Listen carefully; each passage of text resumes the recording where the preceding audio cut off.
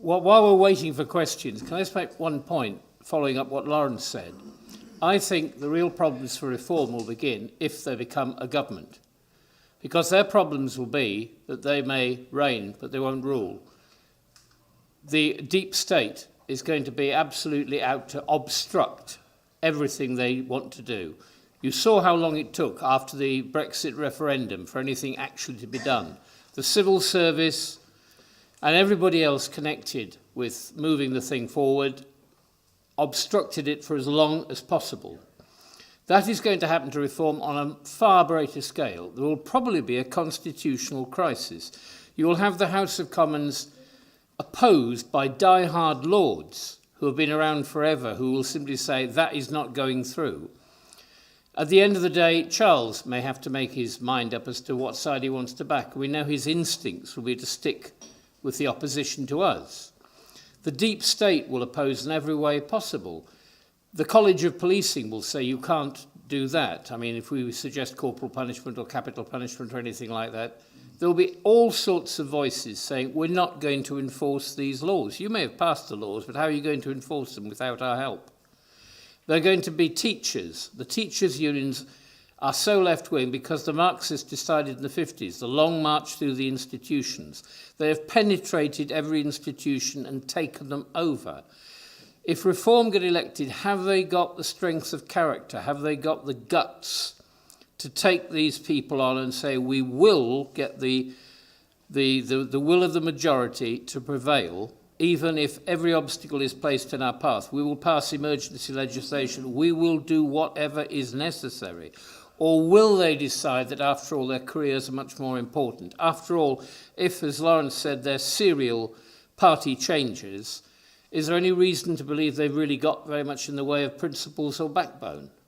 I would say no. They're just serial career politicians. Are those sorts of people really determined to make the voice of the British people heard, or are they simply going to say there's an easy way out, we'll fit in with what the deep state wants? That's all I would say. But if that's the case, we're going to meet an unprecedented constitutional crisis. Will the will of Parliament prevail over the will of the left-wing penetrated civil service and the rest? And guess what? When you listen to serious political programmes, when do you hear this being discussed? We're not talking about something which might be centuries in the future. We're talking about something which might confront the country, a constitutional crisis we haven't had in a long time, perhaps since 1910, when there was a quarrel about whether the Lords could block the Commons forever and so on. But perhaps deeper still, right the way back to the Bill of Rights and so on.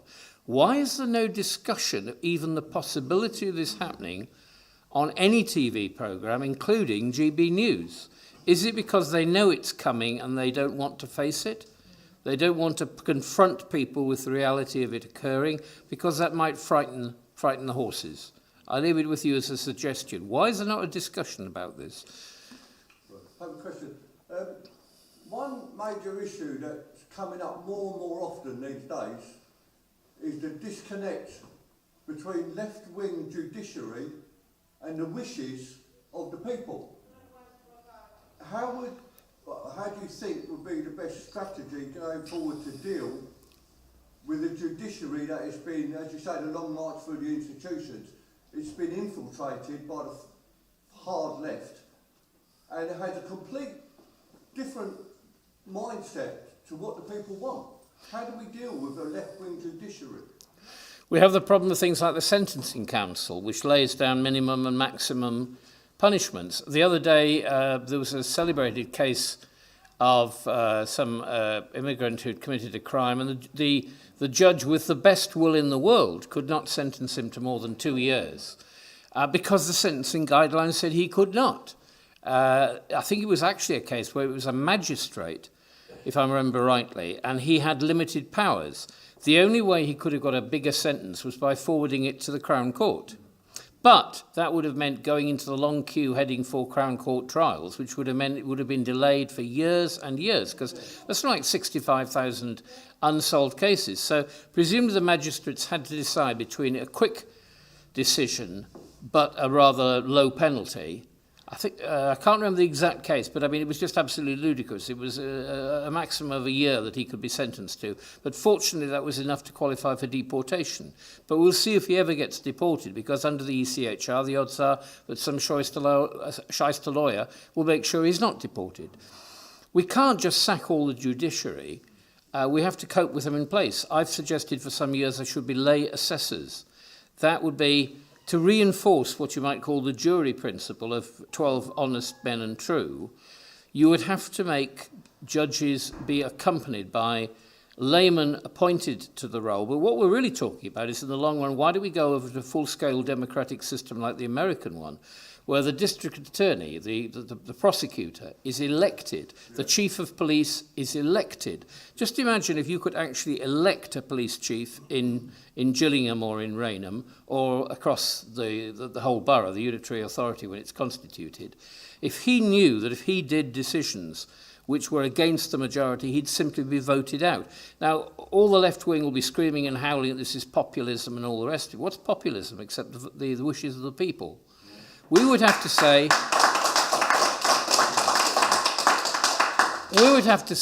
what problems do you have with democracy? What problems do you have with legally elected, democratically mandated people in key positions of authority? Even the council is going to be that much more distant, but the unitary authority, it's not going to be somebody in the local high street that you go and knock on the door of. It's going to be somebody ever more remote, and don't tell me that's not deliberate. It is to increase the disconnect between the people and the governing class, because we have a problem that we have a governing class. If you read Matt Goodwin, they're a particular sort of individual. If you listen to what Matt was saying, they're actually psychically different from us. They have a different biology. How do you get rid of people like that when they're all supporting each other? They form a caste, not just a class. This is a caste of people who think they are chosen to rule, that we are mindless hobbits who are prejudiced, and we're racist and fascist and everything elseist, and we cannot be trusted to make decisions. They must make decisions above us and over us, because they know better than we do what's good for us.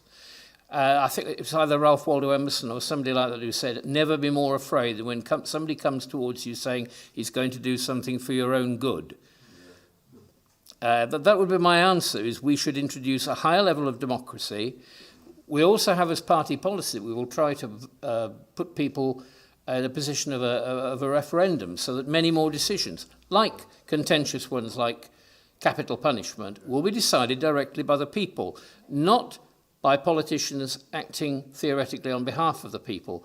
When Edmund Burke said that MPs should be answerable to their own consciences, if you like, that they were not mandated by the people, they were not representing the people, but they were looking after people's interests. It was the 18th century.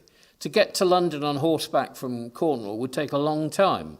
The American Constitution has the election of the president some time before the inauguration, because the only way to get from A to B in those days was by horse. We can now have electronic transmission of votes. We could have literally switch your smartphone on, there will be a decision on capital punishment, vote yes or no, and we could have direct decisions. We're not catching up with all the possibilities for democracy which didn't exist in the 18th century when Edmund Burke wrote. So MPs do have to listen to us. That's why people send them Facebook entries. That's why Stephen Porter is writing to his MP. But we can do that on a much bigger scale. We have to encourage people to participate and to impress upon the elected representatives. They don't listen to us, they won't get elected next time. I have a suggestion, which I'll put forward to the NEC, that the House of Lords is totally unfit for purpose. There's 800 people there basically doing some revision, but not much. I think there are some decisions which need to be put... Sorry? They go to sleep a lot. Well, they can, once they've signed on for their £300 a day, they don't have to do very much else. That's correct. What I'm thinking of is there are some decisions which no government is capable of really making honestly.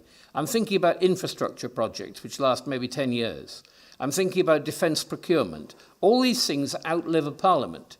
But no MP wants to vote for something which is going to cost that government, that regime, money, but the fruits of which will only accrue to another government, possibly of another persuasion.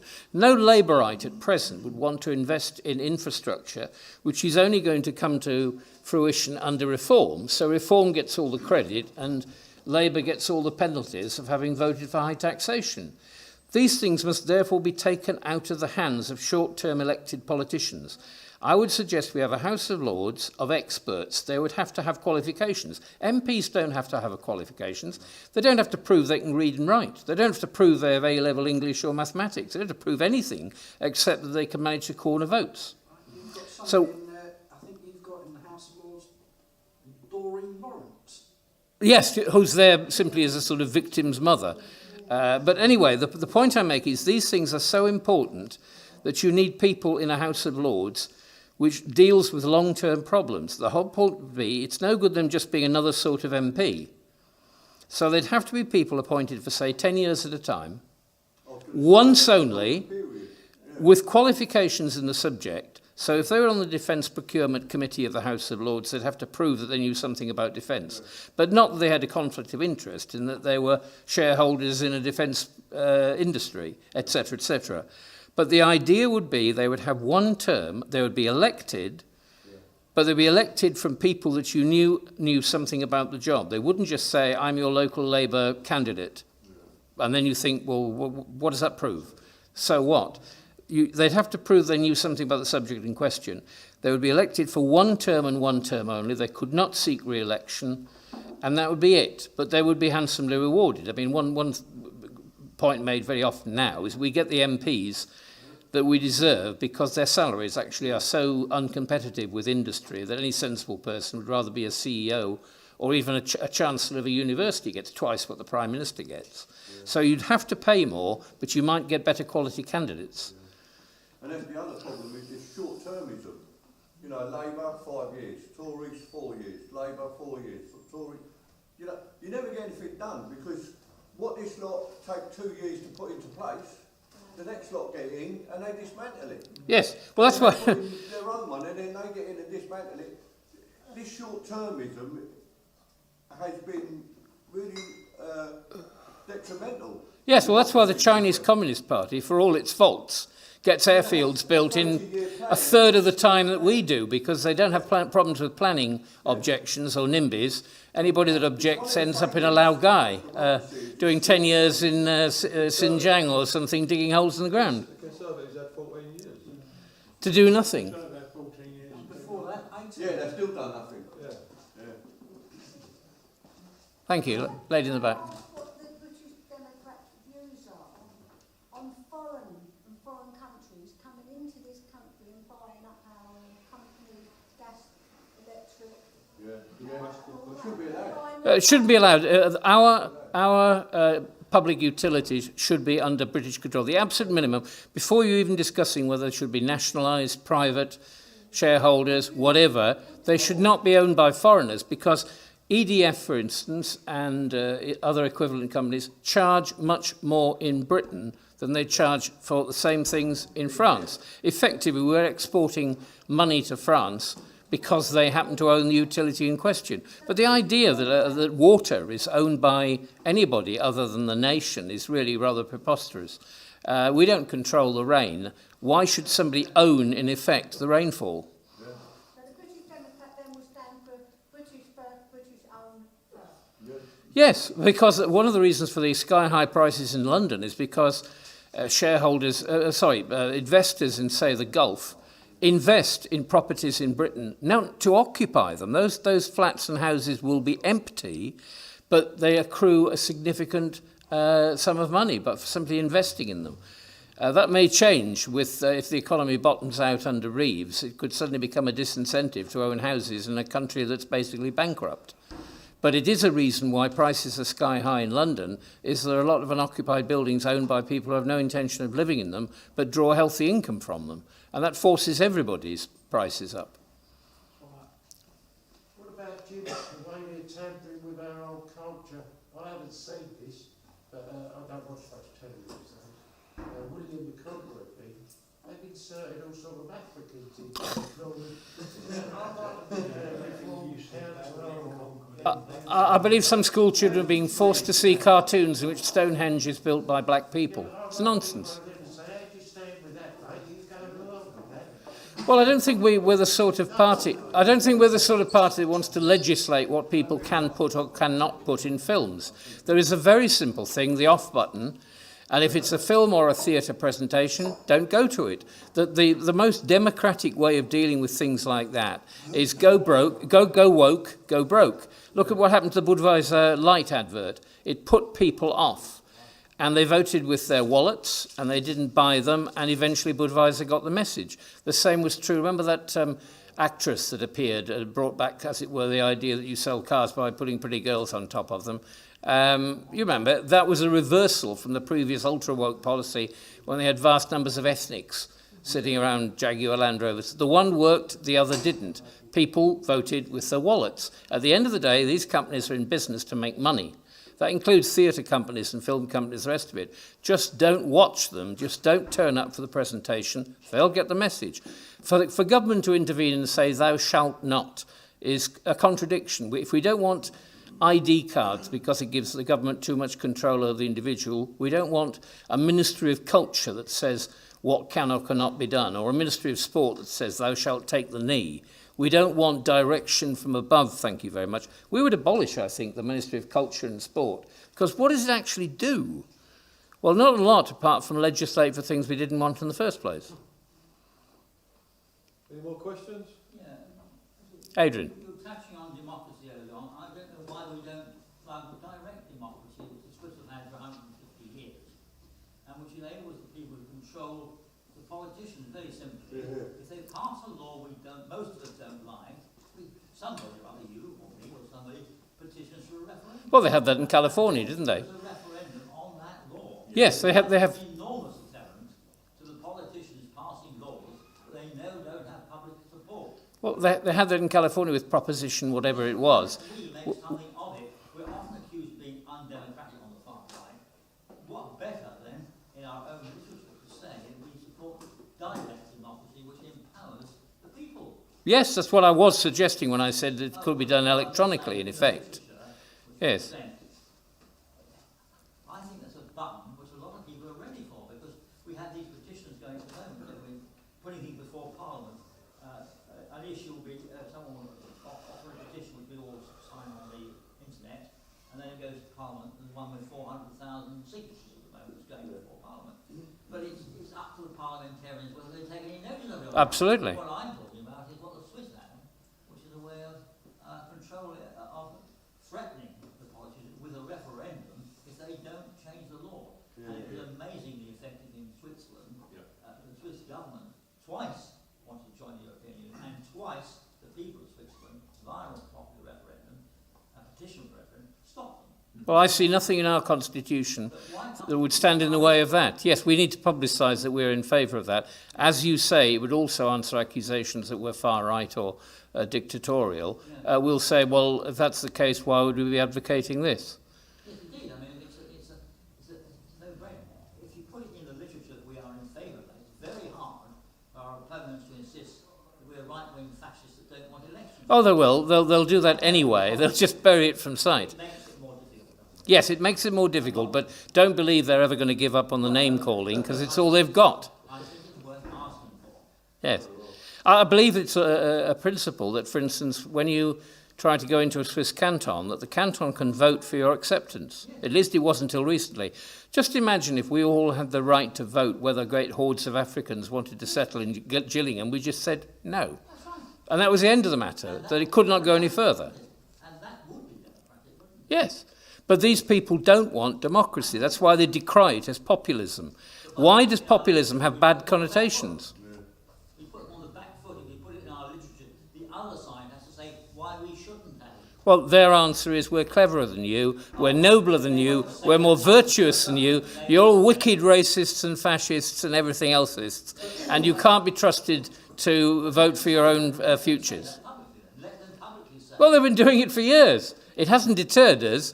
because we just get thick-skinned about these things. But they're going to carry on doing that forever and a day, because at the end of the day, it's all they've got.